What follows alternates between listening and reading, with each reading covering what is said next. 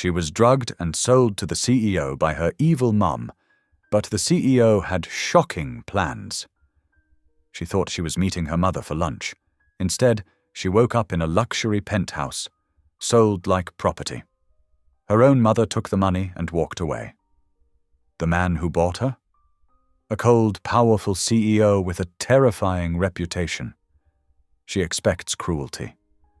She prepares for the worst. But then something doesn't make sense. He doesn't touch her. He gives her freedom. And he reveals a truth that changes everything. He didn't buy her for desire. He bought her for revenge, because her mother once destroyed his family. And now she's caught in the middle of a plan that could ruin them all. But when mercy enters the room, revenge starts to crack. Will forgiveness cost him everything? And can a woman betrayed by her own mother choose grace instead of revenge? Tell me in the comments where you're watching from right now. And if this story speaks to you, make sure you hit subscribe so you don't miss the next one. The morning sunlight streamed through Charlie Johnson's bedroom window, casting a warm glow that matched her cautiously hopeful mood. Her phone buzzed with a text message from her mother, Lorraine, and Charlie's heart did its usual anxious flutter before she opened it. "Darling, let's do lunch today. That new place downtown, Bistro Elegante. My treat. Wear something nice." Charlie sat on the edge of her bed, running her fingers through her shoulder-length brown hair as she read the message again. Her mother rarely invited her to lunch these days, and when she did, it usually came with strings attached. But there was something different about Lorraine's recent behavior, a softness that Charlie hadn't seen in years. Last week, Lorraine had actually complimented Charlie's work at the community center. The week before that, she'd sent flowers just because. Small gestures, but they felt like drops of water in a desert of maternal affection Charlie had known most of her life. "Please be real this time," Charlie whispered to herself as she stood in front of her closet, carefully selecting a navy blue dress that her mother had once approved of. Her hands trembled slightly as she fastened her grandmother's pearl necklace, the one piece of family jewelry Lorraine hadn't managed to claim for herself. Charlie's phone chimed again. "Wear the pearls, sweetheart. Important people notice appearances." A familiar knot formed in Charlie's stomach. Her mother's obsession with appearances had been a constant source of tension throughout her life. But today, Charlie chose to see it as maternal concern rather than criticism. She was 28 years old, and maybe, just maybe, her mother was finally seeing her as an adult worthy of real connection. The drive to Bistro Elegante took 20 minutes, during which Charlie practiced the breathing exercises her therapist had taught her. "Stay present," she reminded herself. "Stay hopeful but grounded." Lorraine was already seated when Charlie arrived, looking elegant as always in a cream-colored suit that probably cost more than Charlie's monthly rent. Her mother's face lit up with a smile that reached her eyes, something rare enough that Charlie felt her throat tighten with emotion. "Darling." Lorraine stood, embracing Charlie with unusual warmth. Her expensive perfume enveloped Charlie in a cloud of memories, both good and painful. "You look lovely. The pearls were the perfect choice." Charlie settled into her chair, trying to quiet the part of her that was waiting for the other shoe to drop. The restaurant was exactly her mother's style, all crystal chandeliers and white tablecloths, with prices that made Charlie grateful she wasn't paying. "I took the liberty of ordering us some drinks," Lorraine said, gesturing to 2 champagne flutes filled with a pale pink liquid. "It's their signature cocktail, strawberry champagne with a hint of rose. You'll love it." Charlie usually didn't drink at lunch, especially not with her mother, but Lorraine's smile was so encouraging, so seemingly genuine. "You deserve to relax, sweetheart. When was the last time we had a proper mother-daughter date?" "Thank you, Mum," Charlie said, picking up her glass. The drink was pretty, garnished with a single floating rose petal. She took a small sip, not wanting to appear ungrateful. It was sweet, with an unusual undertaste she couldn't quite identify. "I've been thinking," Lorraine began, leaning forward slightly, "about how hard I've been on you over the years. Perhaps I wasn't always the most understanding mother." Charlie's heart skipped a beat. Was this really happening? After all these years of criticism, manipulation, and emotional distance, was her mother actually acknowledging her behavior? "It's okay, Mom," Charlie said softly, taking another sip to hide her trembling lips. "We all do our best with what we know at the time." "You're too kind, darling. Always have been." Lorraine's voice seemed to come from further away, though she hadn't moved. Charlie blinked, trying to focus on her mother's face, which had become strangely blurry around the edges. The room began to tilt slightly, like a ship in gentle waves. Charlie gripped the edge of the table, her fingers feeling oddly numb. "Mom?" she said, her tongue feeling thick in her mouth. "I don't feel right." "Just relax, sweetheart." Lorraine's voice floated through the growing fog in Charlie's mind. "Everything will be fine if you just relax." Charlie tried to stand, but her legs wouldn't cooperate. The chandelier lights above began to swirl together in a dazzling display that made her stomach lurch. She could hear her mother's voice, still speaking in that oddly soothing tone, but the words were becoming impossible to understand. Through the haze, a terrible clarity struck Charlie. This wasn't reconciliation. This wasn't love. This was something else entirely, something that made her heart pound, with primal fear even as her consciousness began to slip away. "Mom, what did you—" The words came out slurred, barely audible. Charlie's head felt too heavy to hold up, her vision narrowing to a dim tunnel. The last thing she saw was her mother's face, no longer warm and loving, but wearing an expression Charlie had seen too many times before, calculated, satisfied, victorious.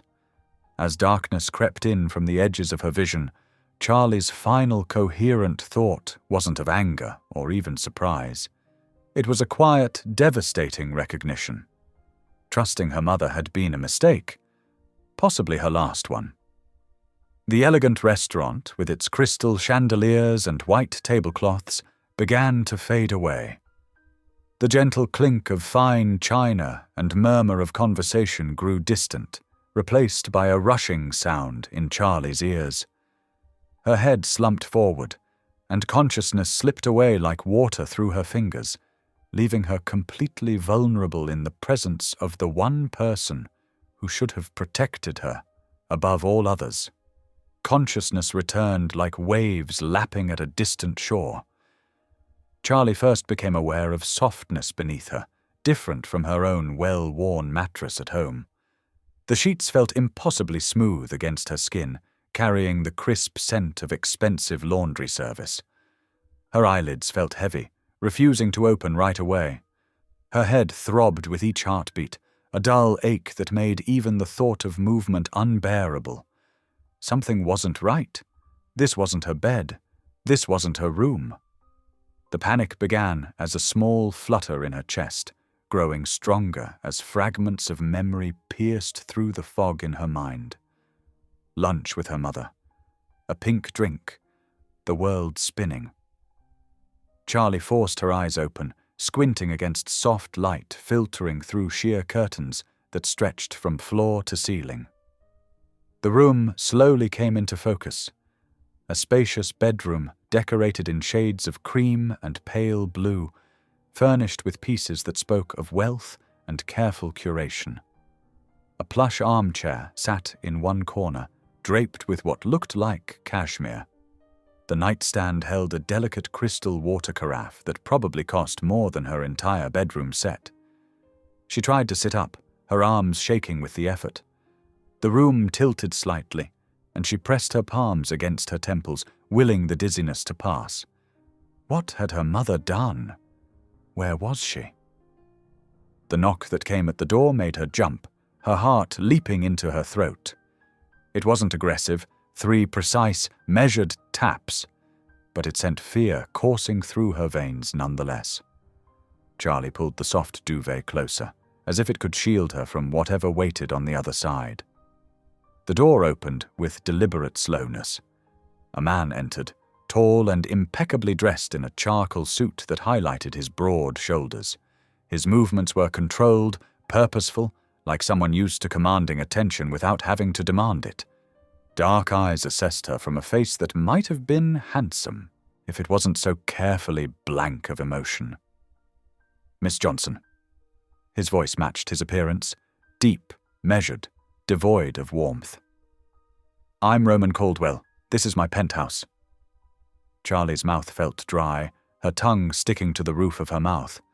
She forced herself to speak anyway, hating how her voice trembled. "Why am I here?" Roman remained by the door, maintaining a distance that somehow made her more nervous rather than less. His posture was perfect, hands clasped loosely in front of him. "You were brought here under an arrangement made by your mother." The words hit Charlie like a physical blow. Arrangement. Such a clean, professional word for something that felt so violent. "What kind of arrangement?" she whispered, though part of her already knew, had known since she'd first opened her eyes in this beautiful prison. "A financial one." Roman's voice remained steady, matter of fact. "Your mother approached me with a proposition. She offered something she believed I would find valuable in exchange for clearing her considerable debts." Charlie felt bile rise in her throat. The room seemed to spin again, though this time it had nothing to do with whatever drug had been in that drink. "She sold me." The words came out broken, barely audible. In essence, yes. Roman's directness was almost cruel in its honesty, though I suspect she presented it to herself in more palatable terms. Tears burned behind Charlie's eyes, but she refused to let them fall. Not here. Not in front of this man who had bought her like a piece of property. "And what exactly do you expect from this arrangement?" Something flickered across Roman's face then, so brief she might have imagined it. "What I expect," he said carefully, "is for you to remain here until certain matters are resolved. You will be provided with everything you need. No one will touch you." The last sentence hung in the air between them, heavy with implication. Charlie wrapped her arms around herself, struggling to process his words. The restraint in his voice, in his posture, confused her more than anger or cruelty would have. "I don't understand," she said finally. "You don't need to understand." Roman's hand moved to the door handle. "Rest, someone will bring you dinner later." He paused, those dark eyes fixing on her face one more time. "And Miss Johnson, don't attempt to leave. The security system is extensive, and I would rather not have to restrict your movement within the penthouse." The door closed behind him with a soft click that seemed to echo in Charlie's ears. She stared at the space where he had stood, her mind racing with questions she was afraid to answer. Her mother had sold her to this stranger, this man who spoke of ownership with such calm detachment, yet promised no one would touch her. The contradiction made her head spin worse than the lingering effects of whatever drug still coursed through her system. Charlie sank back against the pillows, her body trembling with delayed shock and fear. The soft light continued to filter through those expensive curtains. The room remained silent and beautiful, but now every element of luxury felt like another bar in a gilded cage. She was trapped in this elegant prison, at the mercy of a man whose intentions remained as carefully guarded as his emotions. And somewhere out there, her mother was free of her debts, having traded her own daughter to clear them. The betrayal cut deeper than any physical pain, leaving Charlie alone with the devastating knowledge that the one person who should have protected her had instead sold her to the highest bidder. Charlie woke to soft morning light filtering through the curtains, her head clearer, but her heart still heavy. For a moment she lay perfectly still, hoping it had all been a terrible dream. But the unfamiliar silk sheets and elegant furnishings confirmed her new reality. She was a prisoner in a gilded cage, sold by her own mother to a stranger. A quiet sound from beyond the door caught her attention. She waited, listening intently, but no one entered. After several minutes of silence, she carefully approached the door and turned the handle. It wasn't locked. That surprised her. Even more surprising was what she found in the hallway. A covered tray sat on an elegant side table alongside a neatly folded stack of clothing and a wicker basket filled with high-end toiletries. Charlie stared at the items, her throat tight. She had expected to be treated like property, to face immediate humiliation. Instead, here was consideration she didn't quite trust. She brought everything inside, setting the tray on a small table by the window. Her hands shook slightly as she lifted the cover, revealing a breakfast that looked like something from a luxury hotel. Fresh fruit, yogurt, whole grain toast, and a steaming cup of coffee. A small note card sat beside the plate, written in precise handwriting. The bathroom is stocked with everything you might need. These clothes should fit, R.C. Charlie touched the clothing, soft grey pants in a stretchy material, a loose-fitting blue sweater, and basic but expensive-looking undergarments. All new, all in her size. She wasn't sure if she should be grateful or more terrified by this level of preparation. After using the attached bathroom and changing into the new clothes, she forced herself to eat, though each bite felt like ash in her mouth. Her mother's betrayal sat like a stone in her stomach, making even the perfectly prepared food taste bitter. The hours crawled by. Charlie explored the room, which was beautiful but offered no clues about her situation. There were no phones, no computers, and the large windows, while offering stunning views of the city, didn't open. She tried to pray, but the words stuck in her throat. Around mid-afternoon, another knock came at the door. This time, Roman entered without waiting for a response. He looked exactly as he had the day before, impeccably dressed, completely controlled, impossible to read. "Miss Johnson?" he said, his voice as neutral as his expression. "Please come with me." Charlie hesitated, then followed him out of the room.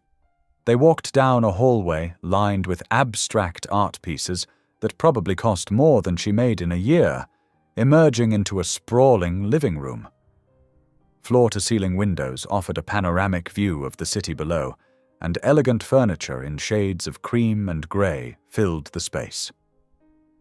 "Sit," Roman said, gesturing to a plush armchair. He took a seat across from her, maintaining that careful distance she'd noticed before. "We need to discuss the parameters of your stay here." Charlie perched on the edge of the chair, her hands clasped tightly in her lap. "Parameters?" "Yes." Roman reached into his jacket and withdrew an envelope, which he placed on the coffee table between them. "Inside you'll find a credit card in your name, along with the relevant documentation. The limit is generous, but not unlimited. You're free to order whatever you need. Clothes, books, personal items." Charlie stared at the envelope without touching it. "Why?" "Because despite what your mother might have led you to believe, I'm not interested in degrading you." His voice held a hint of something. Anger. Disgust. But it wasn't directed at her. "You have access to the entire penthouse except my private office and bedroom. Your room, the one you're in now, has a lock. I suggest you use it." "I don't understand," Charlie said, her voice barely above a whisper. "Why am I here if you don't—" She couldn't finish the sentence. Roman's jaw tightened slightly. "Your presence here serves a purpose, but that purpose does not include what you're afraid of. No one will touch you, Miss Johnson. You have my word on that." Your word, Charlie repeated, a bitter laugh threatening to escape. The word of a man who bought a person? Something dangerous flickered in Roman's dark eyes, but his voice remained steady. I didn't buy you, Miss Johnson. I bought your mother's debt, all of it. Your presence here is insurance. Insurance against what? That's not something you need to concern yourself with. Roman stood, smoothing his jacket with practiced hands. You'll find the kitchen fully stocked. Feel free to prepare your own meals or order in. If you need anything, press 0 on any of the house phones. That will connect you to my assistant. He turned to leave, then paused. One more thing. Don't try to leave. The elevator requires a code, and the security system is extensive. This situation is temporary, Miss Johnson. How comfortable or uncomfortable it is depends largely on you. After he left, Charlie sat in the beautiful room for a long time, trying to make sense of it all. The envelope on the table seemed to mock her. Freedom to buy anything she wanted, except her actual freedom. Roman's cold courtesy was almost harder to handle than cruelty would have been. At least cruelty would have matched the brutality of her mother's actions. Eventually, she explored the penthouse, finding it exactly as Roman had described. The kitchen was indeed fully stocked, the living areas luxuriously appointed. Her room, she refused to think of it as her room, had a lock, as promised. Everything was perfect, pristine, and utterly suffocating. As night fell, Charlie returned to her room, double-checking the lock before changing into silk pajamas she'd found in the dresser. She knelt beside the bed, pressing her forehead against clasped hands. Please, she whispered, her voice breaking. Please help me understand why this is happening. Help me find strength. Help me find answers. Tears slipped down her cheeks as she continued praying, pouring out her fear and confusion to the only one she could truly trust now. The city lights twinkled beyond her window, beautiful and unreachable. Charlie remained on her knees, whispering prayers into the darkness, clinging to faith when everything else had been stripped away. Her mother's betrayal, Roman's mysterious purpose, her own uncertain future. She laid it all before God, asking not for escape, but for the wisdom and courage to face whatever came next.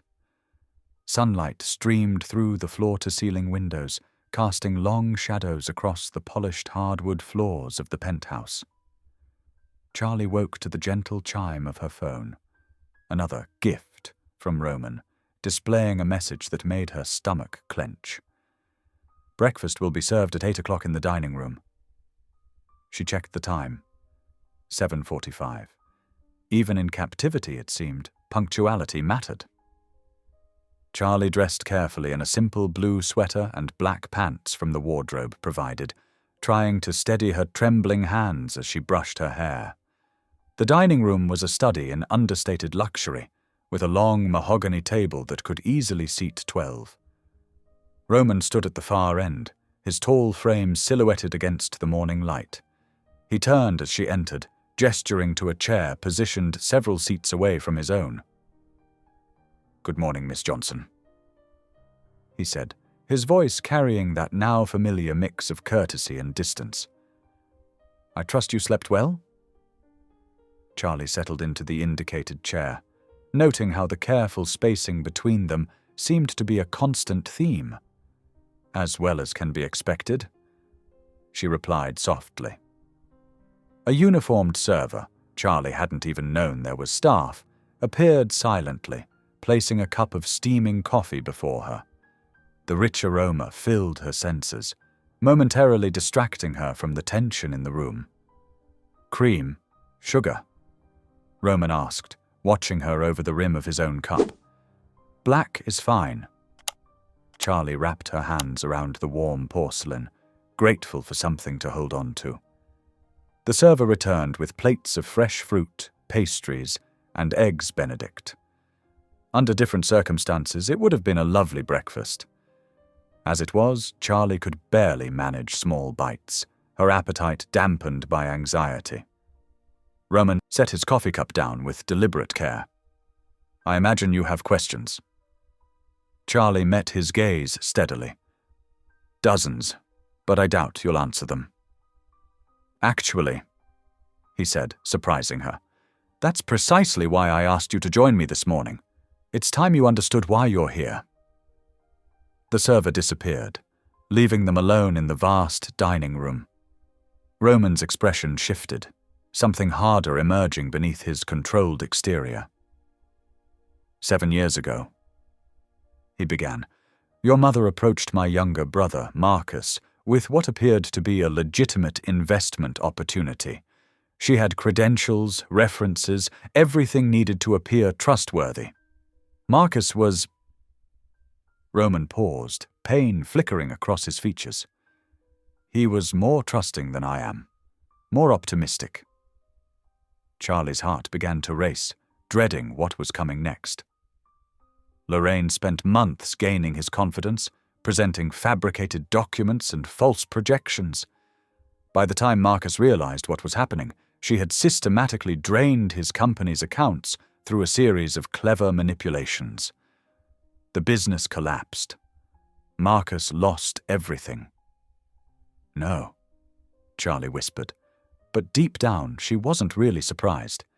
This was exactly the kind of thing her mother was capable of. The stress destroyed his marriage. Roman continued, his voice growing colder. "The shame of bankruptcy, the betrayal, it was too much. My brother took his own life 3 months later." Charlie felt the blood drain from her face. She set her coffee cup down with shaking hands, afraid she might drop it. "I'm so sorry," she managed.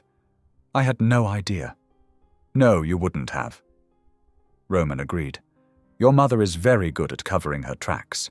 The authorities could never prove anything. She walked away clean, leaving my family in ruins." "And now?" Charlie asked, though she feared she already knew the answer. "Now I've spent years building a case against her. I've traced her patterns, documented her schemes. But Lorraine Johnson is careful. She never leaves herself vulnerable." His dark eyes fixed on Charlie. Until now. Understanding dawned, horrible and clear. "You're using me as bait," she said quietly. "Your mother's one weakness is her need for control, particularly control over you. When she realizes you're here, truly here, she'll become desperate. Desperate people make mistakes." Charlie felt sick. "So when she sold me to you, I made sure she thought she was orchestrating the whole thing. In reality, I've been waiting for an opportunity like this. Your presence here will force her into the open, make her careless. And when she slips up, I'll have everything I need to bring her down, legally, permanently." Tears burned behind Charlie's eyes, but she refused to let them fall. "You're talking about destroying her. I'm talking about justice," Roman corrected sharply. "For my brother. For his children, who grew up without a father.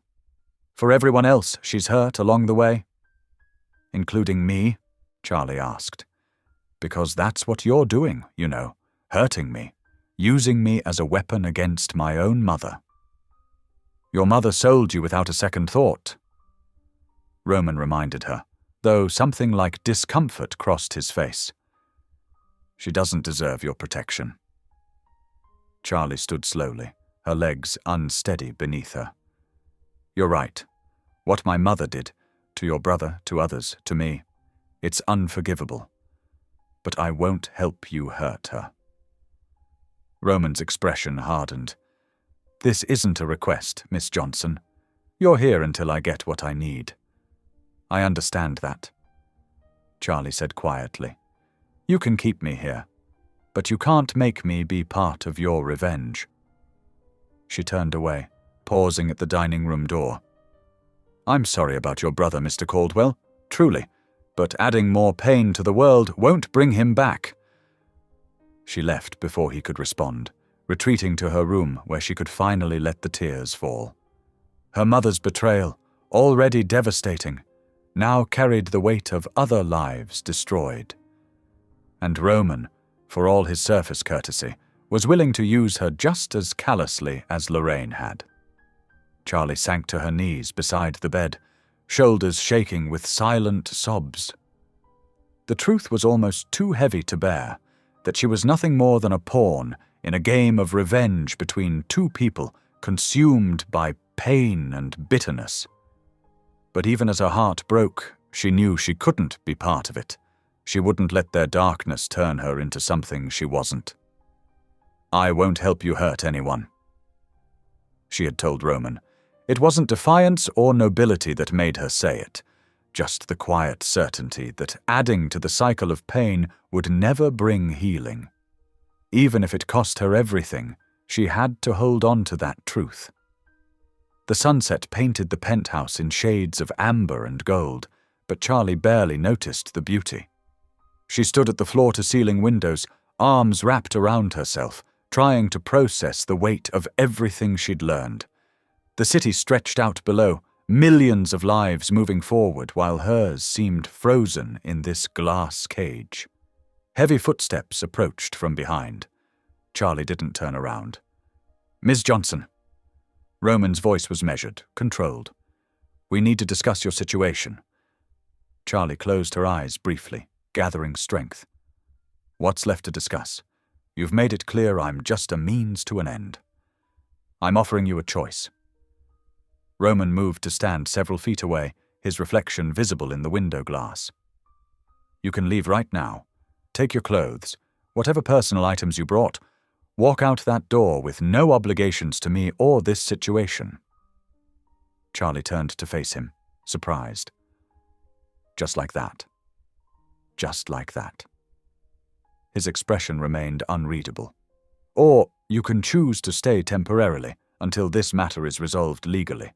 I won't force you to actively participate, but your presence alone will serve the purpose I need." "And those are my only options?" Charlie asked quietly. "Those are the only ones I'm offering." Roman's jaw tightened. "I won't keep you prisoner, Miss Johnson. That would make me no better than your mother." The mention of her mother sent a fresh wave of pain through Charlie's chest. She walked away from the windows, needing space to think. "I need time to consider this." "You have until midnight," Roman said. "After that, the choice is made." Charlie nodded once and retreated to her room, closing the door softly behind her. The moment she was alone, her carefully maintained composure cracked. She sank onto the bed, hands trembling as she covered her face. Anger came first, hot and unfamiliar in her chest. Anger at her mother for using her like a bargaining chip. Anger at Roman for his cold manipulation. Anger at herself for being naive enough to trust either of them. Then came the shame, burning worse than the anger. How many times had she forgiven her mother's manipulations? How many times had she made excuses, telling herself that deep down Lorraine must love her? Now she knew the truth.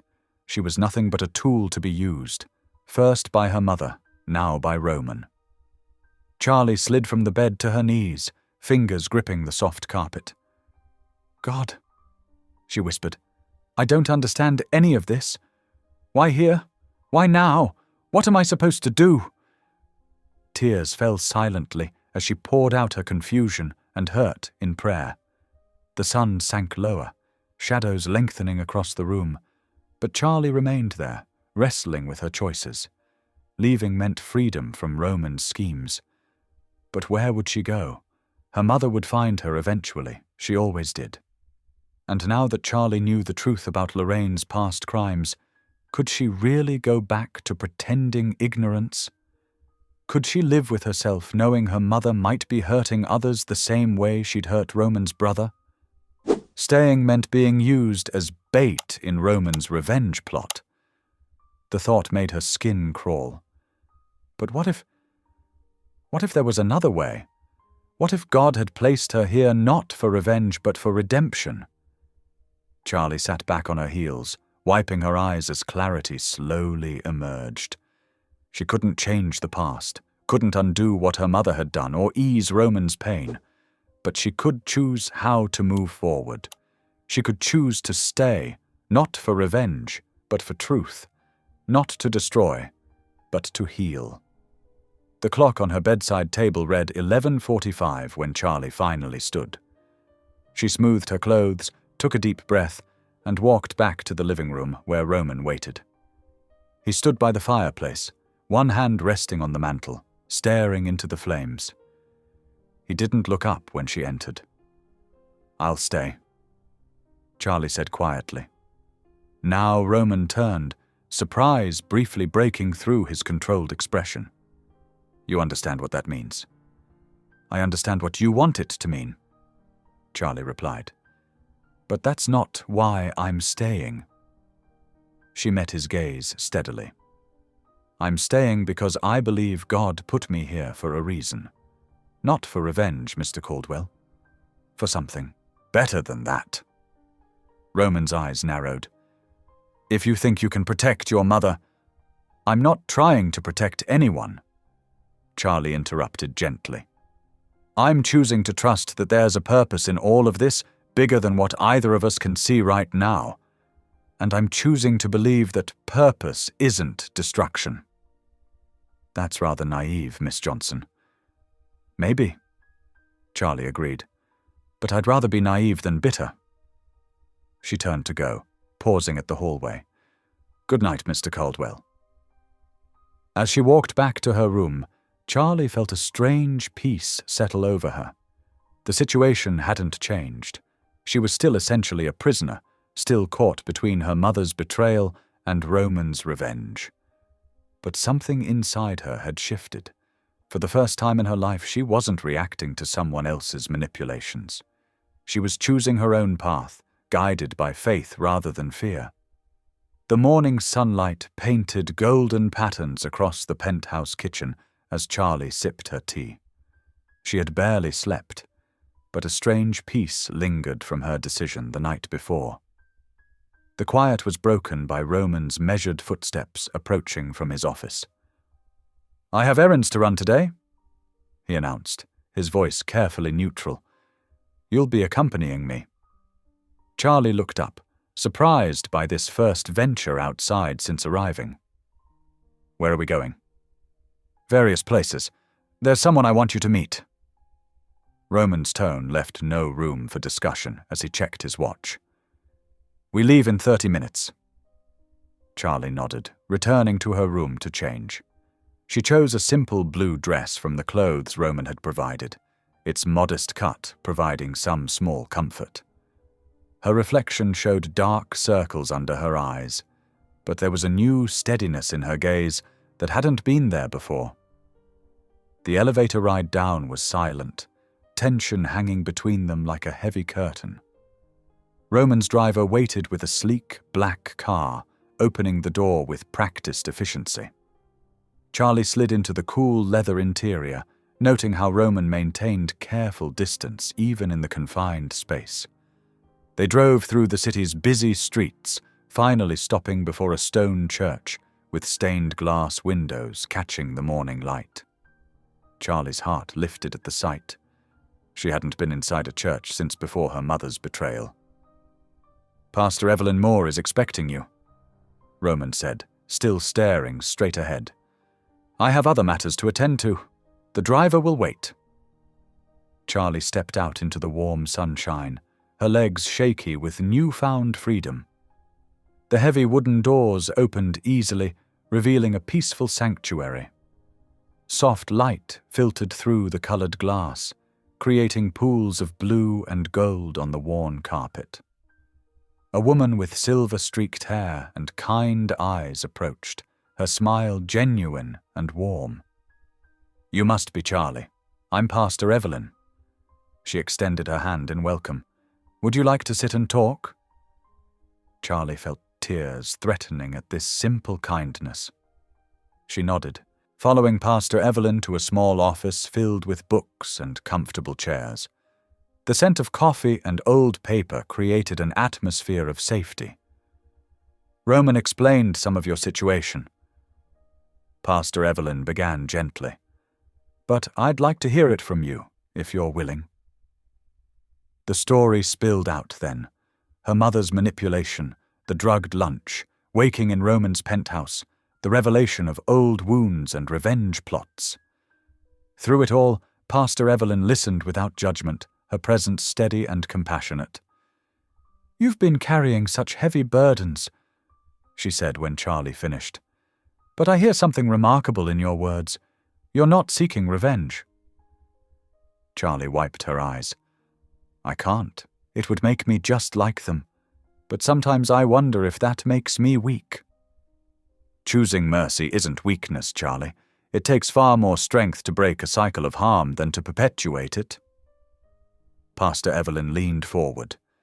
"Your worth isn't determined by how others have treated you.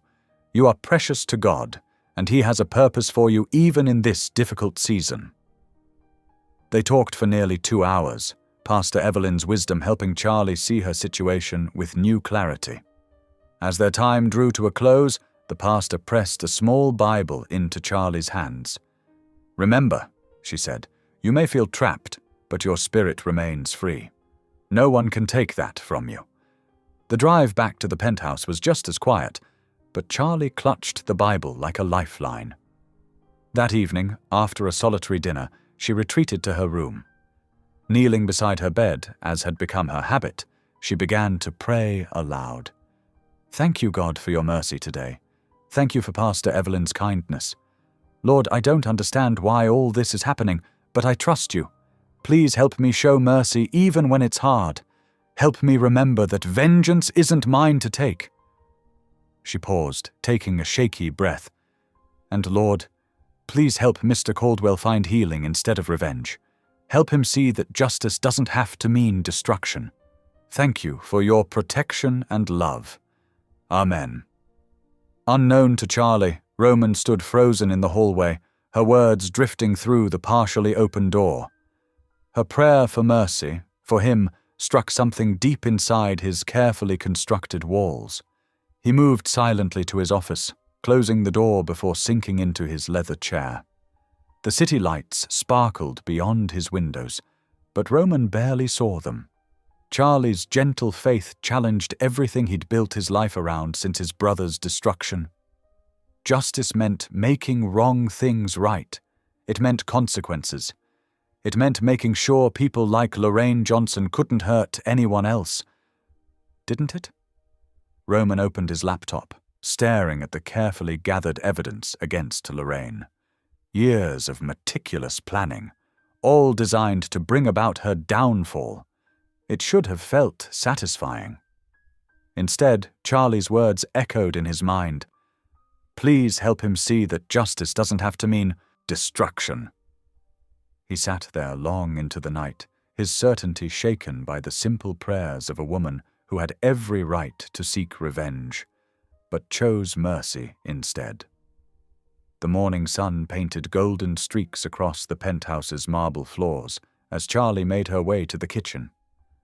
2 days had passed since her visit to Pastor Evelyn, and she'd begun finding small ways to make this strange situation meaningful. Samuel Reyes, Roman's driver, stood by the coffee maker in his crisp black suit. Charlie noticed how he always arrived early to prepare coffee for the staff. "Good morning, Mr. Reyes," she said warmly. "Would you like me to pour you a cup while you check the car?" Samuel's weathered face softened with surprise. "Thank you, Miss Johnson. That's very kind. Please, call me Charlie." She reached for a clean mug. "How do you take it?" "Black with 1 sugar."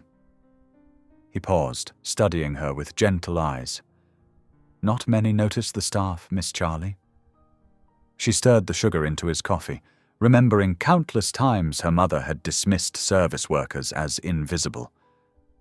"Everyone deserves kindness, Mr. Reyes, especially those who make our lives easier every day." From his office doorway, Roman watched the exchange silently. Charlie handed Samuel the coffee with a genuine smile, and the usually stoic driver's posture relaxed slightly.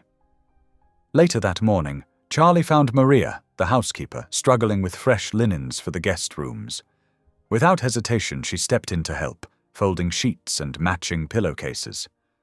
"Oh no, miss," Maria protested. "Mr. Caldwell wouldn't like—" "Mr. Caldwell hired you to keep the house in order, not to struggle alone," Charlie said gently. "Besides, my grandmother taught me the proper way to fold fitted sheets. Let me show you her trick." Roman observed from around the corner as Charlie demonstrated the technique, her movements precise and her manner respectful. Maria's initial discomfort melted into appreciation as they worked together, sharing quiet conversation in Spanish and English. Throughout the day, Charlie's presence seemed to soften the formal atmosphere of the penthouse. She thanked the maintenance worker who fixed a squeaky door, helped the window cleaner move furniture, and left encouraging notes for the evening staff. In his office, Roman scrolled through surveillance photos from his investigators. Lorraine Johnson appeared in several, her elegant facade masking the predator beneath. She'd been asking questions, making calls, trying to discover where her daughter had disappeared to. His phone buzzed. Another update. Lorraine had contacted 3 different banks, attempting to access accounts she thought Charlie might have opened. Her desperation was growing, along with her greed. Roman's jaw tightened. Everything was proceeding according to plan. So why did victory taste increasingly bitter? The phone rang again. This time, a familiar number. "Aunt Ruth," he answered, his voice softening slightly. "Roman." His aunt's voice carried both warmth and concern. "I've been praying about you. About this situation with Charlie Johnson." He pinched the bridge of his nose. "Aunt Ruth, listen to me, nephew." Her tone grew firm. "I know what Lorraine Johnson did to our family. I watched your brother crumble. I held you through those dark days. Then you understand why this has to be done." "No, dear one. I understand why you think it has to be done." Ruth paused. "But revenge won't heal what's broken. It only breaks things further." Roman stood, pacing to the window. "This isn't about revenge. It's about justice." "Is it?" His aunt's question hung in the air. "Because from where I stand, using an innocent young woman as bait, even to catch someone guilty, crosses a line that may be hard to uncross." Charlie's safe here, protected. Being protected and being used are not mutually exclusive, Roman. Ruth's voice gentled. "I see how this young woman treats others with kindness, even from her cage. Perhaps God placed her in your path not as a weapon, but as a mirror." The conversation lingered in Roman's mind through Saturday and into Sunday morning. He found himself driving to Pastor Evelyn's church, parking in the back lot where few would notice his car. Slipping in as the service began, Roman took a seat in the last pew. The familiar hymns and prayers washed over him, stirring memories of Sundays with his family before everything fell apart. Pastor Evelyn's sermon focused on mercy, how it transforms both the given and receiver. Roman's hands clenched in his lap as she spoke about breaking cycles of harm, about choosing a higher path, even when justice seemed to demand vengeance. From his position in the back, Roman watched the congregation, ordinary people seeking hope, healing, and direction. He noticed how they greeted each other with genuine warmth, how they lifted their hands in worship without self-consciousness. As the final hymn began, Roman remained seated, letting the words sink deep into his carefully constructed defenses. For the first time in years, he allowed himself to question whether the path he'd chosen was truly about justice, or if he'd confused justice with the bitter satisfaction of watching someone else's world crumble, just as his had. The service ended, but Roman stayed in his pew, surrounded by empty chairs and echoing questions. The morning light streamed through stained glass, painting patterns of color across his hands that held the power to destroy Lorraine Johnson, but also the power to choose a different way. Charlie smoothed down her navy dress, studying her reflection in the bedroom mirror. The outfit Roman had sent over was elegant but modest, a knee-length sheath with three-quarter sleeves and simple pearl buttons. She touched the delicate cross necklace at her throat, drawing comfort from its familiar presence. A gentle knock interrupted her thoughts. "Are you ready?" Roman's voice carried through the door, unusually hesitant. "Just a moment," Charlie called back, slipping on the matching heels. When she opened the door, she found Roman waiting in a perfectly tailored charcoal suit, his expression unreadable as always. "The board meeting starts in 45 minutes, he said, checking his watch. "Samuel is waiting with the car." Charlie followed him to the elevator, noticing how he maintained a respectful distance while still staying close enough to appear protective. The ride down was silent, but not uncomfortable. They'd developed an odd sort of peace over the past week. Samuel greeted them with his usual warm smile, holding the car door open. "Good morning, Miss Johnson, Mr. Caldwell." "Good morning, Samuel," Charlie replied warmly. "How's your daughter feeling? Better, I hope." The driver's face lit up. "Much better, thank you for asking. The soup you sent really helped." Roman watched this exchange with carefully concealed interest. He'd noticed how Charlie remembered details about everyone's lives, how she treated each person as valuable, regardless of their position. As they drove through the city, Roman cleared his throat. "The Children's Hospital Foundation Board can be overwhelming at first, but you'll be fine. Just be yourself." Charlie turned from the window to study his profile. "Why did you really invite me today?" "Because you deserve to be seen as more than a prisoner," he answered after a long pause. "And because I'm tired of pretending you are one." The Foundation's offices occupied the top floor of a gleaming downtown building. As they stepped into the boardroom, heads turned to observe them. Roman placed a gentle hand on Charlie's elbow, steering her toward two empty seats. "Roman, wonderful to see you." A silver-haired woman approached, curiosity evident in her sharp eyes. "And who is this lovely young lady?" Roman straightened, his voice carrying clearly across the room. "This is Charlie Johnson. She's under my protection and will be joining us today as my guest." The words "under my protection" rippled through the room like a stone dropped in still water. Charlie felt the weight of evaluating gazes, some concerned, others calculating. She lifted her chin slightly, meeting their looks with quiet dignity. Throughout the meeting, Charlie listened intently as the board discussed funding allocations and program expansions. When asked for her opinion on a proposed art therapy program, she spoke thoughtfully about the healing power of creative expression. Art gives children a voice when words fail them. She explained softly. Sometimes the biggest hurts can only be expressed through color and shape. Several board members nodded appreciatively, and Roman felt an unexpected surge of pride.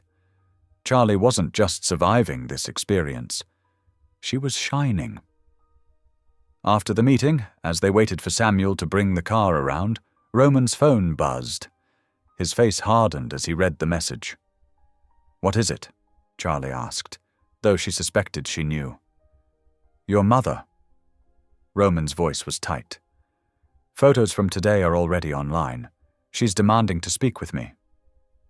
Charlie wrapped her arms around herself, suddenly cold despite the warm spring air. "She won't stop, you know. She'll keep pushing until she gets what she wants, or until everything burns down around her." "That's the plan," Roman said grimly. "Is it?" Charlie turned to face him fully. "Will watching her fall really heal what she broke? Or will it just create more broken pieces for someone else to cut themselves on?" Roman's jaw clenched. "She deserves— Maybe it's not about what she deserves." Charlie interrupted gently. "Maybe it's about who we choose to become in response to what she did." Those words followed Roman back to his office that evening. While Charlie ate dinner with Maria in the kitchen, he sat staring at his computer screen. The final phase of his revenge plan lay there in neat folders. Financial records, damning emails, carefully crafted evidence that would destroy Lorraine Johnson completely. He thought about his brother's vacant eyes after the collapse, about his parents' grief, about years of anger carefully nurtured into this perfect moment of retribution. Then he thought about Charlie's quiet strength, about her ability to choose mercy even when justice seemed to demand vengeance. He thought about Aunt Ruth's words about breaking cycles and Pastor Evelyn's sermon about transformation. Roman's hand hovered over the keyboard. With 3 keystrokes, he could set everything in motion. With 3 keystrokes, he could watch Lorraine Johnson's carefully constructed world crumble to dust. Instead, his fingers found different keys. Select all, delete, confirm. The files vanished, taking with them years of carefully planned revenge. Roman leaned back in his chair, expecting to feel regret or uncertainty. Instead, he felt something he hadn't experienced in years. Peace. In the kitchen, he could hear Charlie's soft laughter mixing with Maria's as they cleaned up from dinner. The sound drifted through his office like a gentle reminder that some things were worth more than revenge, like the chance to become someone better than your pain would have made you. The evening sun painted golden stripes across the penthouse's hardwood floors as Charlie finished helping Maria with the dishes. The simple routine of drying plates and storing them away had become a comfort over the past weeks, a small piece of normalcy in an otherwise surreal situation. "Miss Charlie." Roman's voice came from the kitchen doorway, unusually gentle. "Could we talk for a moment?" Maria gave Charlie's arm a motherly pat before excusing herself. Charlie followed Roman to the living room, where the fading sunlight made everything seem softer somehow. He gestured for her to sit on the cream-colored sofa while he took the chair opposite. "I've made some decisions," Roman began, his hands clasped together. "I wanted you to be the first to know." He paused, seeming to choose his words carefully. "I've cancelled everything, all of it. The plans against your mother, the evidence I'd gathered, the legal proceedings I'd prepared. It's gone." Charlie's breath caught in her throat. "All of it?" "Yes." Roman's eyes met hers steadily. "You were right. Revenge wouldn't heal anything. It would just create more wounds. So I'm taking a different path." He reached for a leather portfolio on the side table. "I'm setting up a fund to quietly restore money to those your mother harmed over the years. No publicity, no revenge, just restoration where possible, and—" He took a deep breath. "I'm severing all contact with Lorraine, completely." Charlie sat very still, processing his words. All her life, people had chosen power over her, chosen manipulation, control, and greed over simple human kindness. Yet here was Roman Caldwell, who had every right to seek vengeance, choosing something better instead. "Why?" she whispered. Roman's expression softened. "Because you showed me there was another way. Your strength isn't in hurting others. It's in refusing to let pain turn you bitter. I want to learn from that." Tears pricked at Charlie's eyes, but she blinked them back. "Thank you," she managed. "There's more," Roman continued, opening the portfolio. "I've prepared some documents for you to look over. The first is paperwork for an educational trust in your name. It will cover any degree program you choose to pursue, plus living expenses during your studies." Charlie's hands trembled as she accepted the papers. "I don't understand." "The second document," Roman pressed on, "is the lease agreement for an apartment in a secure building downtown. It's paid for 1 year in advance, with an option to renew on your own terms after that. The building has excellent security and it's close to several universities." He laid out more papers. There's also a modest investment account to help you start your independent life, and documents for a new car. Practical but reliable. Everything is in your name only. No strings attached. Charlie stared at the stack of papers, overwhelmed by their meaning. You're giving me freedom? No, Roman said quietly. I'm acknowledging the freedom that was always yours. These are just tools to help you use it. Maria appeared in the doorway then, announcing dinner was ready. The dining room table, usually so formal, felt different tonight. Maria had set it simply but beautifully, with fresh flowers in a crystal vase, and the good china that spoke of celebration rather than obligation. As they ate the perfectly prepared meal, roasted chicken with herbs, fresh vegetables, and warm bread, the usual tension that hung between them had dissolved into something lighter. Their conversation flowed naturally, touching on Charlie's interests in art therapy and child psychology, fields she'd always dreamed of studying. The fall semester starts in 3 months, Roman mentioned, passing the bread basket. Plenty of time to apply if you're interested. Charlie smiled, really smiled, for what felt like the first time in years. I think I am. Interested, I mean. After dinner, as the sky outside turned purple with twilight, Roman handed Charlie one final envelope. Inside was a handwritten letter, sealed. This is my formal apology, he explained, for my part in everything that happened. I know I can't undo it, but I want you to have this acknowledgement of both the wrong done and my commitment to make it right.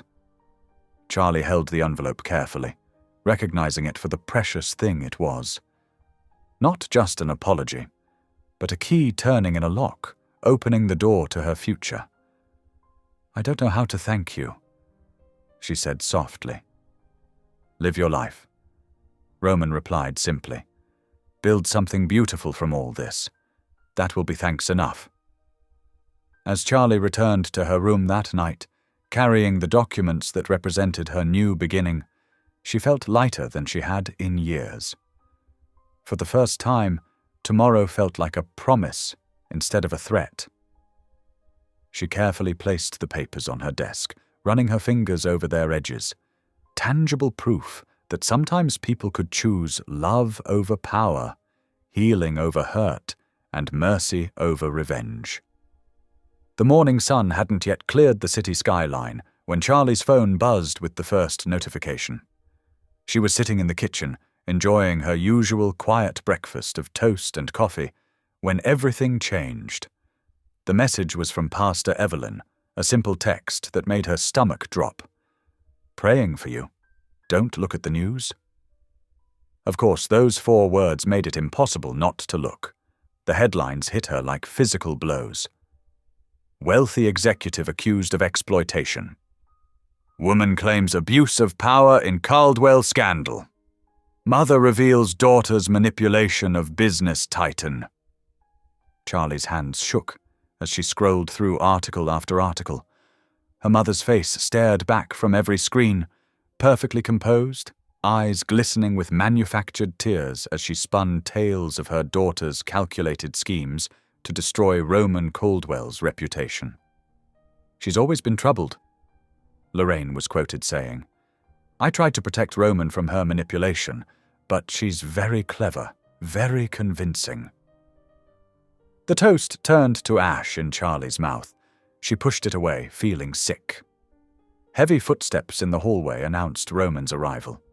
He appeared in the doorway, his normally pristine appearance slightly disheveled. His phone hadn't stopped ringing since dawn. I'm so sorry, Charlie whispered. Roman shook his head, his expression grim. This isn't your fault. Your mother is desperate. She knows I've cut off her access to everything. A commotion outside drew them to the windows. On the street below, photographers had gathered like vultures, their cameras pointed up at the penthouse. News vans lined the curb, reporters speaking rapidly into microphones. The board's called an emergency meeting, Roman said quietly. I have to go. Let me come with you," Charlie pleaded. "I can tell them the truth." "No." His voice was firm but gentle.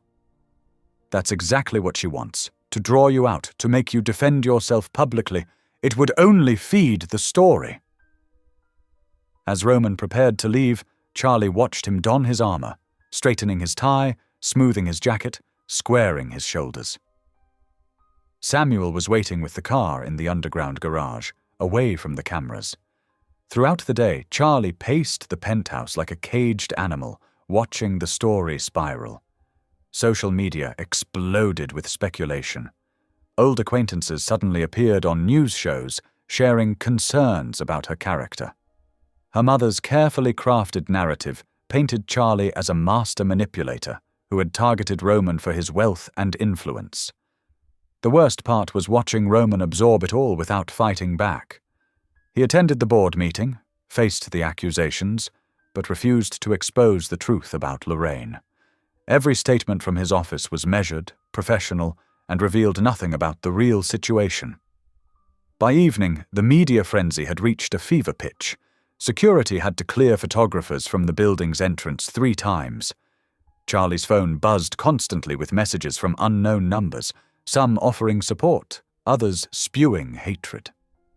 When Roman finally returned, his tie was loose and his face drawn with exhaustion. Charlie met him in the living room, where the city lights twinkled beyond the windows like nothing had changed.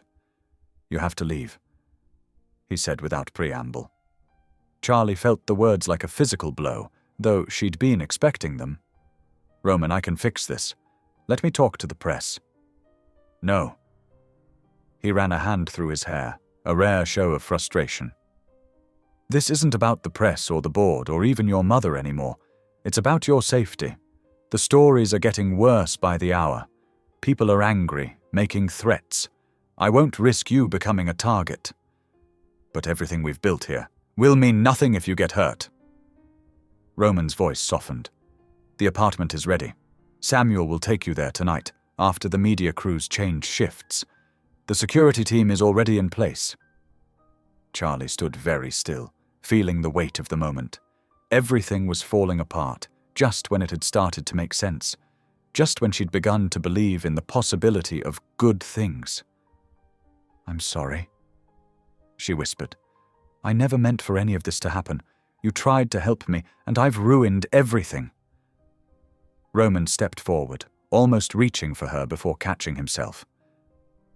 "You haven't ruined anything. You showed me a better way, showed me that revenge isn't the answer. That's worth more than any reputation." But Charlie could see the cost in his face, in the new lines around his eyes and the tension in his shoulders.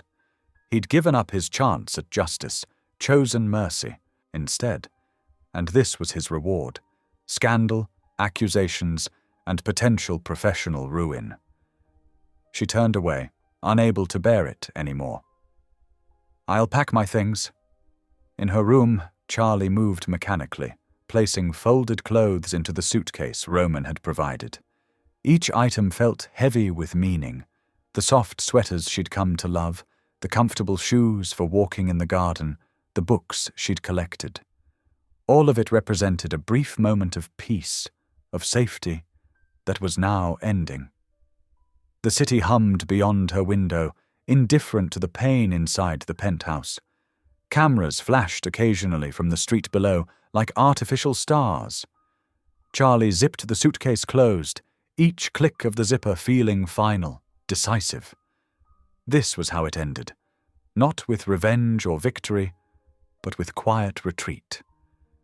She'd brought chaos into Roman's ordered world, and now she had to leave before it destroyed everything he'd built. Charlie sat on the edge of the bed, a packed suitcase beside her, and waited for Samuel to tell her it was time to go.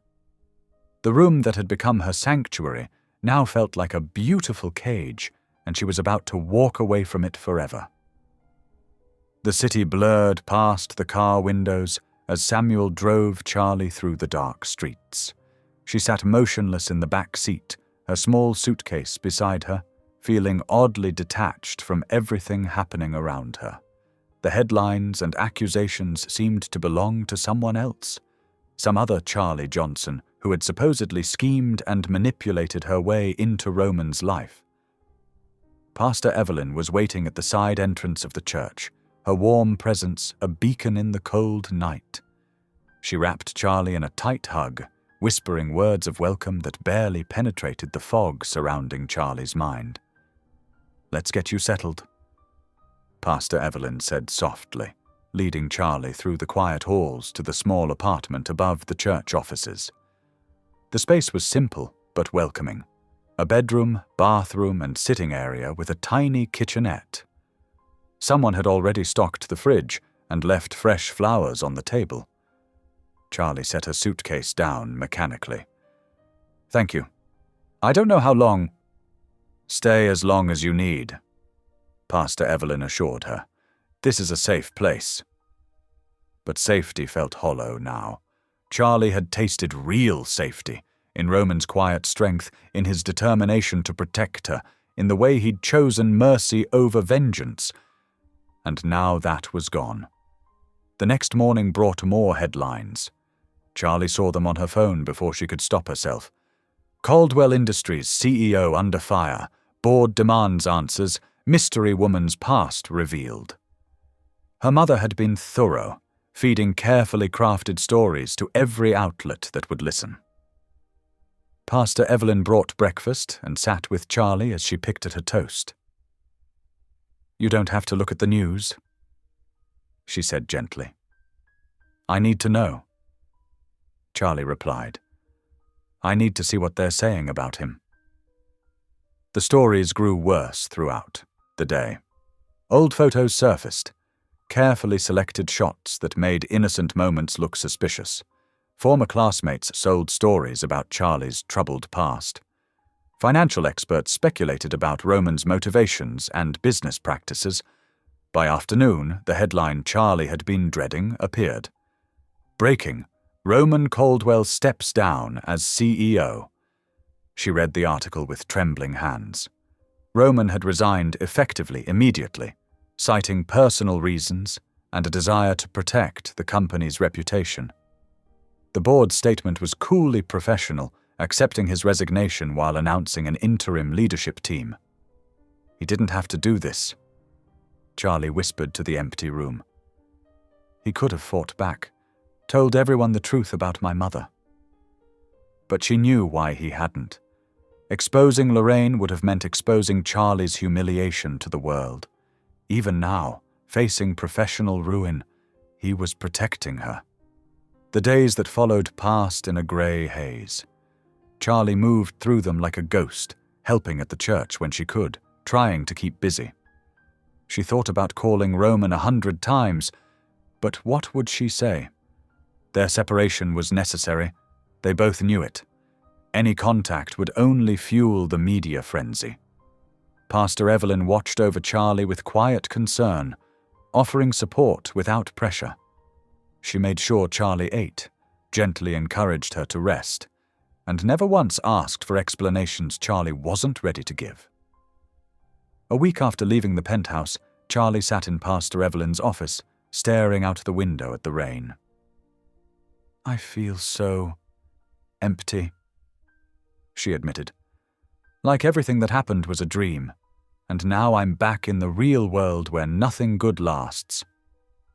"Good things do last, Charlie," Pastor Evelyn said softly. "But sometimes they look different than we expect. Would you consider joining our Wednesday night women's prayer group? It might help to be around others who understand." Charlie's first instinct was to refuse. The thought of facing strangers, of being vulnerable, made her want to retreat further into herself. But she heard herself saying yes, perhaps because anything was better than the numbness. Wednesday evening found her sitting in a circle with 8 other women in the church basement. They were different ages, different backgrounds, but there was something in their eyes Charlie recognized. A familiar weariness, a hard-won wisdom. One by one, they shared their stories. Sarah talked about her husband's addiction and betrayal, how she'd found strength in forgiveness. Maria described rebuilding her life after her business partner stole everything.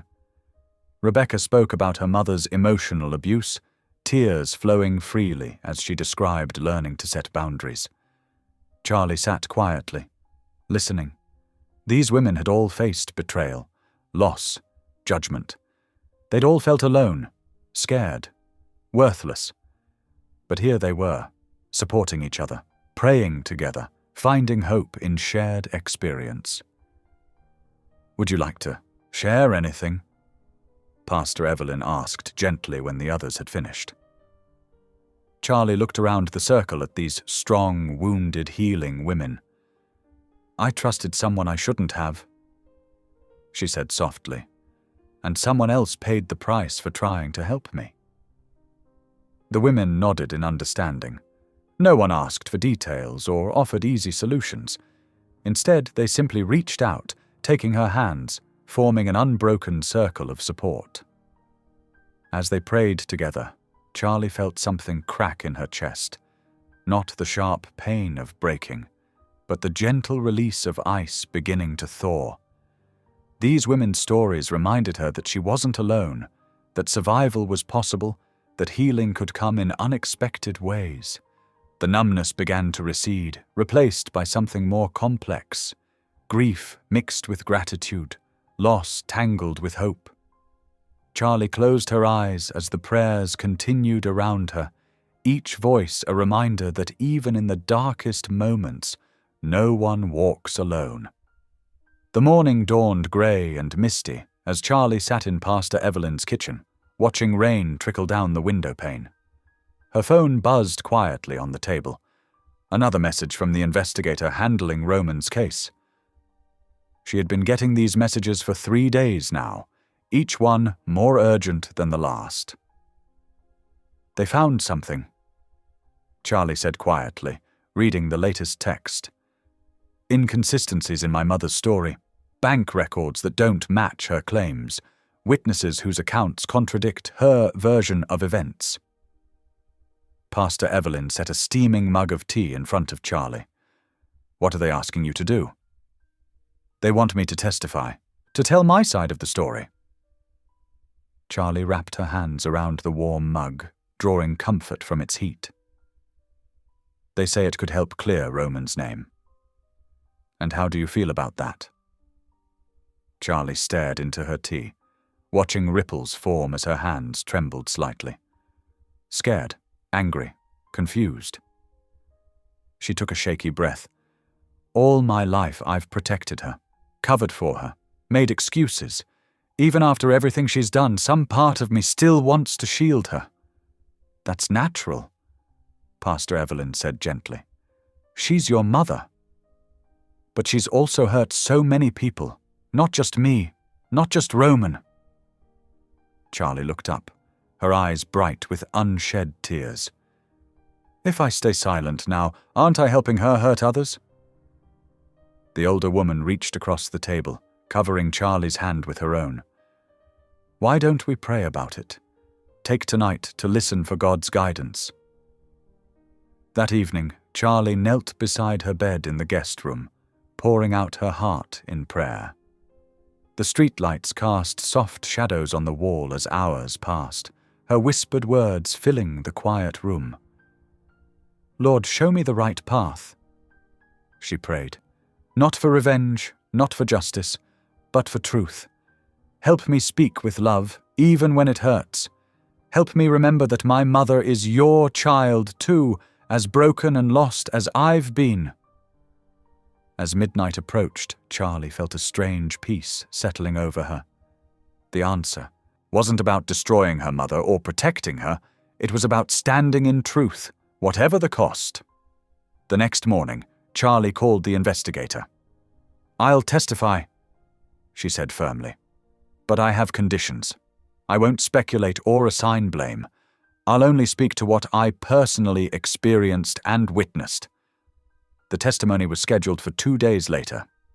Charlie chose her clothes carefully, a simple blue dress that made her feel strong but not severe. Pastor Evelyn drove her to the law office where the deposition would take place.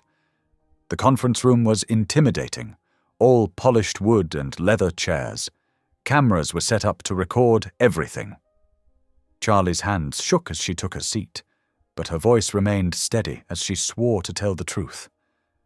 What followed was 4 hours of careful questioning. Charlie described the lunch with her mother, the drugged drink, waking in Roman's penthouse. She detailed the weeks that followed, Roman's unexpected kindness, his eventual change of heart, her mother's retaliation. Through it all, Charlie maintained her composure. When asked about her mother's motives, she simply said, "I can't speak to what was in her heart, I can only tell you what happened." When questioned about Roman's treatment of her, Charlie was clear and direct. "He never harmed me. When he realized revenge wouldn't heal anything, he chose to help people instead. He gave up everything to protect others from being hurt." Miles away, in a quiet office, Roman watched the live stream of Charlie's testimony. His Aunt Ruth sat beside him, both of them silent as Charlie spoke. Her quiet strength, her refusal to demonize anyone, even those who had hurt her, touched something deep in Roman's heart. "She's remarkable," Ruth said softly. Roman nodded, unable to speak past the tightness in his throat. He watched as Charlie handled each question with grace, neither minimizing the harm done nor seeking vengeance. She simply told the truth, letting it stand on its own. As the day progressed, social media began buzzing. Clips from Charlie's testimony circulated, showing her dignity and compassion. People who had been quick to judge began questioning their assumptions. Charlie Speaks Truth started trending by mid-afternoon. Former employees came forward with stories about Roman's integrity and fairness. Business partners spoke up about his ethical practices. Slowly but surely, the narrative began to shift. Charlie avoided looking at any of it. After her testimony, she returned to Pastor Evelyn's house, emotionally drained but at peace. She had done what she needed to do, not for revenge, not for justice, but for truth. That evening, she sat on the back porch, watching the sunset paint the sky in soft pinks and golds. Pastor Evelyn brought out 2 glasses of lemonade, settling into the chair beside her. "How are you feeling?" she asked. Charlie considered the question carefully. "Lighter," she finally said. "Like I've been carrying this heavy secret for so long, and now it's out in the open where God can heal it." "You did a brave thing today," Pastor Evelyn said. "Speaking truth with love is never easy. I kept thinking about what you said in Bible study last week, about how light displaces darkness not by fighting it, but simply by shining." Charlie smiled softly. "I just had to let the truth shine." Inside, Charlie's phone continued to buzz with notifications as public opinion shifted and reformed. But she didn't check it. She had done what needed to be done. The rest was in God's hands. The truth had a way of spreading like morning light, gradually but unstoppably illuminating every shadowed corner. In the days following Charlie's testimony, evidence began surfacing that painted a devastating picture of Lorraine Johnson's activities over the years. Financial records emerged showing a pattern of fraud spanning more than 15 years. Bank statements revealed multiple shell companies. Former business partners came forward with stories of manipulation and theft. What had started as an investigation into one family's destruction had uncovered a web of deception that stretched far beyond Roman's brother. Detective Sarah Martinez sat at her desk, reviewing the final pieces of evidence. The case against Lorraine Johnson was ironclad. "We're moving to arrest this afternoon," she informed her supervisor. "Multiple counts of wire fraud, financial exploitation, and criminal conspiracy." When they called Charlie to inform her of the impending arrest, her response surprised them. "Thank you for letting me know," she said quietly. "But I won't be there. I've chosen peace." The detective paused. "You have every right to witness her arrest, Ms. Johnson, after everything she's done." "That's exactly why I can't be there," Charlie explained. I won't let this moment define either of us. She's still my mother, and I'm choosing to pray for her instead. As police cars pulled up to Lorraine's expensive townhouse that afternoon, Charlie was volunteering at Pastor Evelyn's food pantry, sorting cans and filling boxes for families in need. She worked steadily, focusing on each item, each box, each act of service that could bring light instead of darkness into the world. Lorraine's arrest made headlines within hours. Security cameras captured her being led out in handcuffs, her carefully maintained facade cracking as reporters shouted questions. The woman who had spent years manipulating others finally faced the consequences of her actions. Roman watched the coverage from his Aunt Ruth's kitchen, where late afternoon sunlight streamed through wide windows. Ruth set a cup of tea in front of him, settling into the chair across the table. Her presence was steady, comforting in its familiarity. "How do you feel?" she asked gently. Roman stared into his tea, considering the question carefully. "I expected to feel satisfied," he admitted. "I spent years planning revenge, imagining this moment, but instead I feel free," Ruth suggested. "Yes." The realization seemed to surprise him. All this time, I thought justice meant making her hurt like we hurt, but Charlie was right. Revenge would have kept me chained to the past. Ruth reached across the table, squeezing his hand. "Your brother would be proud of you, Roman. Not for taking revenge, but for choosing to let it go. I keep thinking about what Charlie said during her testimony, about truth being enough on its own." Roman shook his head. "I had all this power, all these resources, and in the end, it was her simple honesty that brought everything to light. Sometimes the strongest thing we can do is let go of control," Ruth said. "You've spent years building walls of wealth and influence to protect yourself. Maybe it's time to see what life looks like without them." Roman nodded slowly. The thought of walking away from his corporate empire would have terrified him a few months ago. Now it felt like taking off a heavy coat he'd been wearing too long. "I'm stepping down permanently," he said. "Not just from the CEO position, from everything. The board can restructure without me." "And what will you do instead?" A small smile touched Roman's face. "Start over. Maybe use what I've learned to help other families avoid what happened to ours. I've seen how money and power can destroy people from the inside out. Maybe it's time to build something different." Ruth's eyes filled with tears. "That sounds like healing to me." They sat in comfortable silence as the sun began to set, painting the kitchen in warm, golden light. On the television, reporters were still discussing Lorraine's arrest, but Roman reached over and turned it off. That chapter was closing. What mattered now was what came next. "I've been thinking about setting up a foundation," he said after a while. "Something focused on helping families affected by financial fraud. Not just legal support, but counseling, rebuilding resources, all the things we didn't have when everything fell apart." Ruth smiled. "That sounds like turning darkness into light." "I learned that from Charlie," Roman admitted. "She showed me that you don't fight darkness by becoming it. You overcome it by choosing to shine brighter." The kitchen grew dim as evening settled in, but neither of them moved to turn on the lights. Sometimes, Roman was learning, you had to sit in the darkness for a while to appreciate the dawn that was coming.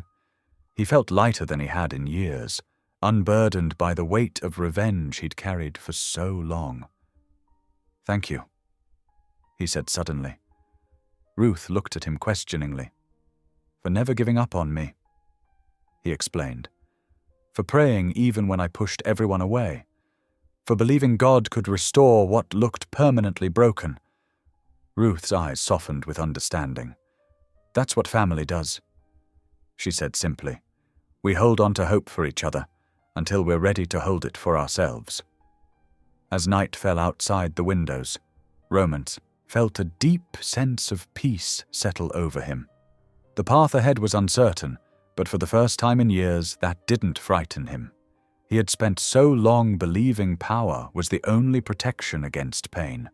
Now he understood that true strength came from something much simpler: the courage to begin again. The seasons shifted quietly as healing began to take root.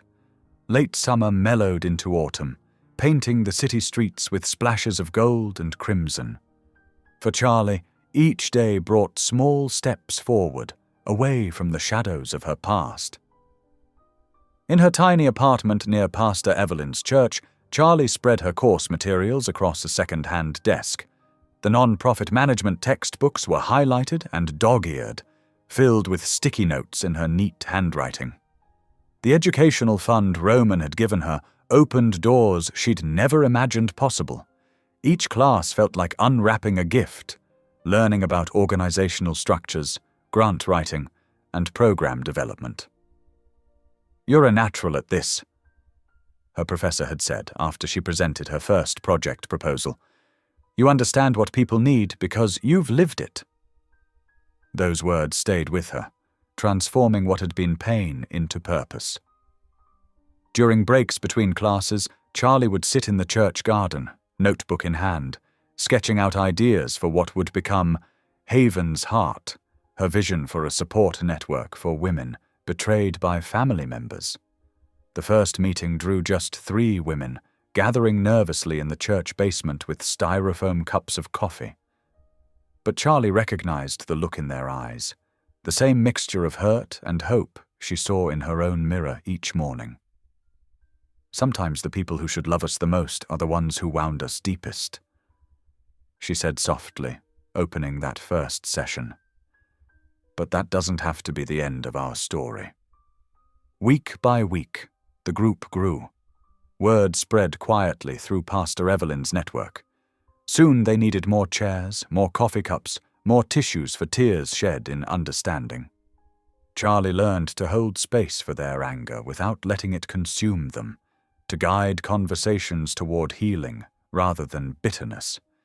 Meanwhile, across town, Roman was building his own new beginning. He started small, helping set up chairs for Sunday services, sorting donations for the food bank, learning the names of regular volunteers. No one recognized him as the former CEO whose face had been splashed across business magazines. Here, he was just Roman, the quiet man who always arrived early and stayed late.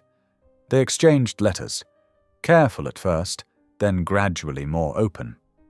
Charlie wrote about her classes, about the women finding their voices in the support group. Roman shared stories about rediscovering simple joys, cooking his own meals, reading books that weren't about business strategy, watching the sunset without checking his phone. "I never knew peace could feel so rich," he wrote in one letter. "All those years chasing power, and it turns out what I really needed was the courage to be still." Charlie kept his letters in a wooden box beside her bed, each one a reminder that transformation was possible. She wrote back about her dreams for Haven's Heart, about wanting to create something that would outlast the pain that inspired it. As autumn deepened into winter, Charlie found herself working late into the evening, preparing to launch Haven's Heart as an official non-profit. The coursework was challenging, but she approached it with the same quiet determination that had carried her through darker days. She learned about board governance, liability insurance, and the complex dance of non-profit funding. Roman's path took its own shape. He sold his penthouse, moving to a modest house with a small garden. His Aunt Ruth helped him plant winter vegetables, kale and carrots that would grow strong in the cold. On Sundays, he sat in the back pew at church, no longer hiding but learning to simply be present. Their letters continued, bridging the careful distance between them. Neither pushed for more than the other was ready to give. There were no dramatic declarations, no rushed promises. Instead, they shared the small victories of rebuilding: Charlie's first successful grant application, Roman's first homegrown salad.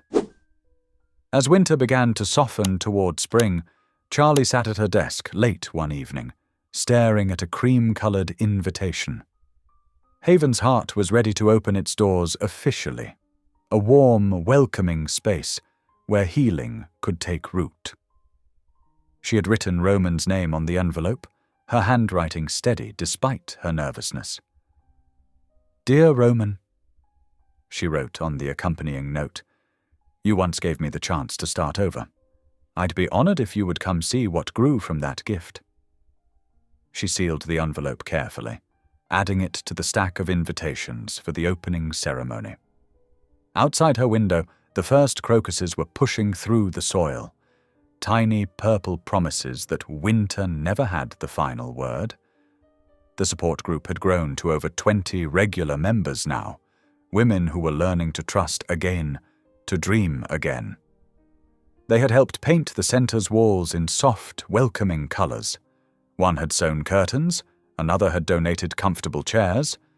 Together, they were creating the safe space they had each needed in their darkest moments.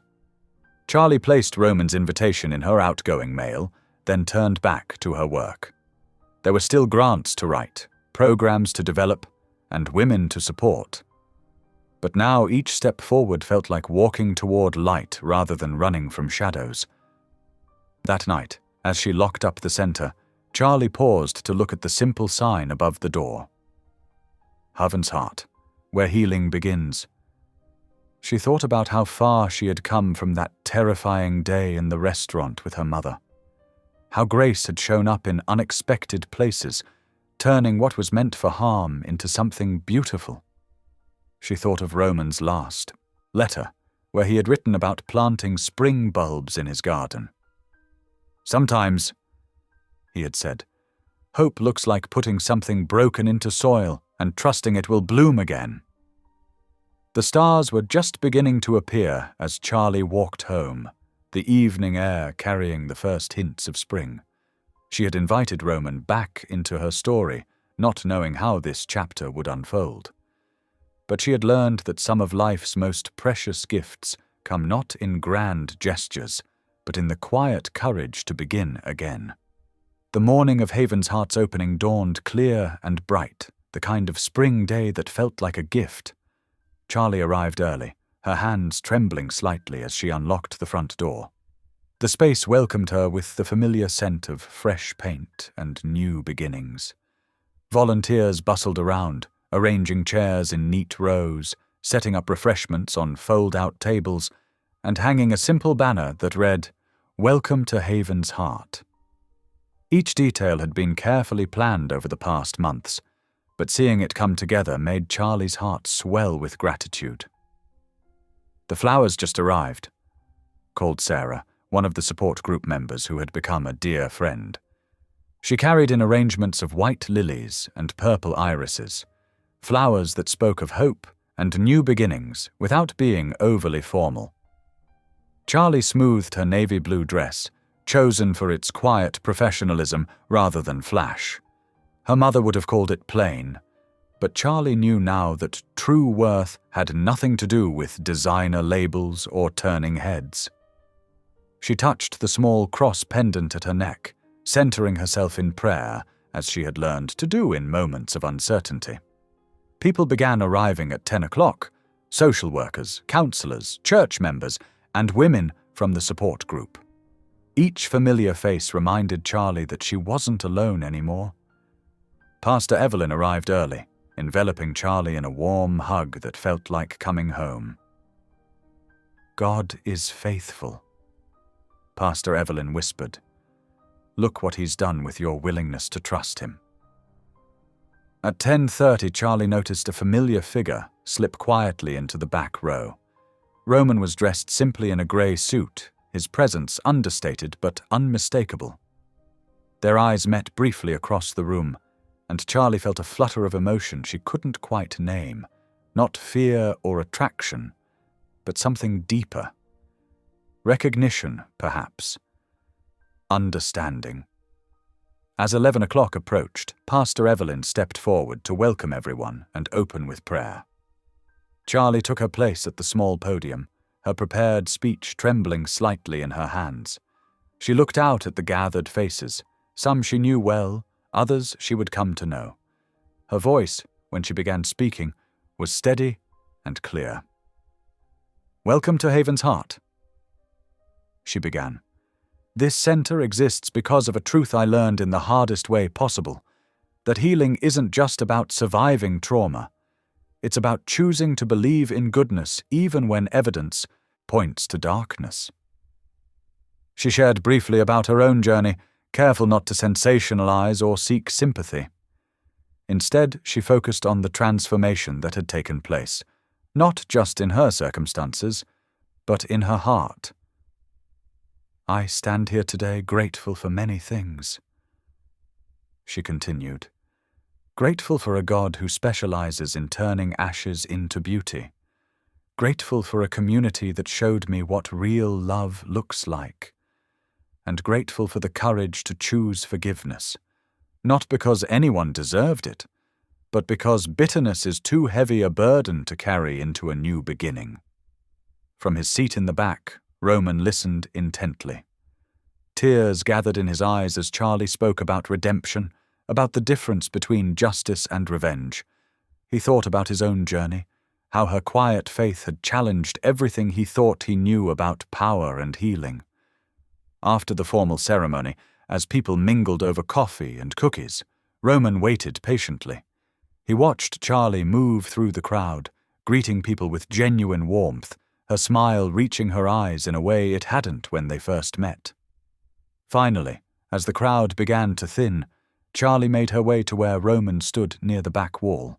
They found themselves alone in a quiet corner, the afternoon sun streaming through newly hung curtains. "Thank you for coming," Charlie said softly. "Thank you for inviting me," Roman replied. His voice held none of its old coldness. "This place, it's remarkable. Like you." Charlie shook her head slightly. "Not remarkable, just willing to believe in something bigger than pain." They stood in comfortable silence for a moment, both aware of how far they'd come from that first terrible morning in the penthouse. "I never properly thanked you," Charlie said finally. "Not for the money or the opportunity, though I'm grateful for both, but for choosing to stop, for showing me that people can change when they want to badly enough." Roman's eyes grew damp again. "You showed me that first," he said quietly. "I thought I was rescuing you, but you ended up saving me from myself." Charlie touched his arm gently. "Maybe that's how grace works best, when we stop trying to control it and just let it flow through us to others." The afternoon light was softening toward evening. Most of the guests had departed, leaving behind empty coffee cups and the lingering warmth of celebration. "Would you like to take a walk?" Roman asked. "There's a park nearby." Charlie nodded, gathering her purse and saying goodbye to the remaining volunteers. They stepped out into the spring evening together, their pace unhurried.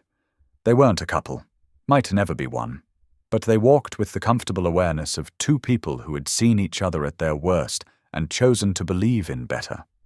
The park was quiet, cherry blossoms drifting on the breeze like pink snow. They walked in companionable silence, two people changed by grace, bound not by rescue or obligation, but by mutual respect and the shared experience of choosing light over darkness. Neither felt the need to define what would come next. For now, it was enough to walk side by side in the gathering dusk, their shadows stretching long behind them, their faces turned toward the setting sun. The late afternoon shadows lengthened across the center's freshly painted walls as Charlie moved through the rooms, straightening chairs and collecting forgotten programs. The space still hummed with the lingering energy of the day's celebration, though the last guests had departed over an hour ago. She paused at each window, drawing the blinds with careful attention, her movements unhurried and purposeful. Through the front windows, she could see Roman waiting patiently on the sidewalk, his tall figure silhouetted against the sunset. The sight stirred something in her chest. Not romance, exactly, but a deep appreciation for how far they'd both come. Charlie gathered her belongings, checking one last time that everything was in its place. The center felt alive with possibility, even in stillness. Pictures of hope and healing adorned the walls, not generic stock photos, but real women who had found their way forward. Their stories were different from hers, but the thread of resilience ran through them all. At the main desk, she picked up her keys, running her fingers over the fresh metal. These keys represented so much more than just access to a building. They were tangible proof that good could come from darkness, that pain could birth purpose. The security system beeped softly as she entered the code. 4 digits that represented new beginnings. Charlie stepped outside into the cool evening air, turning to lock the heavy front door. The click of the deadbolt echoed with finality. "Ready?" Roman asked quietly as she descended the steps. Charlie nodded, adjusting her purse strap on her shoulder. "Thank you for waiting." They fell into step together, their pace matching naturally as they headed down the tree-lined street. The spring evening was gentle around them, cherry blossoms drifting on the breeze like nature's confetti celebrating new life. After a few moments of comfortable silence, Charlie spoke softly. "You know, I've been thinking about that first morning, when I woke up in your penthouse." Roman's step faltered slightly, but he didn't interrupt. "I was so terrified," she continued, "not just of what might happen to me, but of what it meant that my own mother had." She took a steadying breath. "But looking back now, I can see how God was working even then, especially then."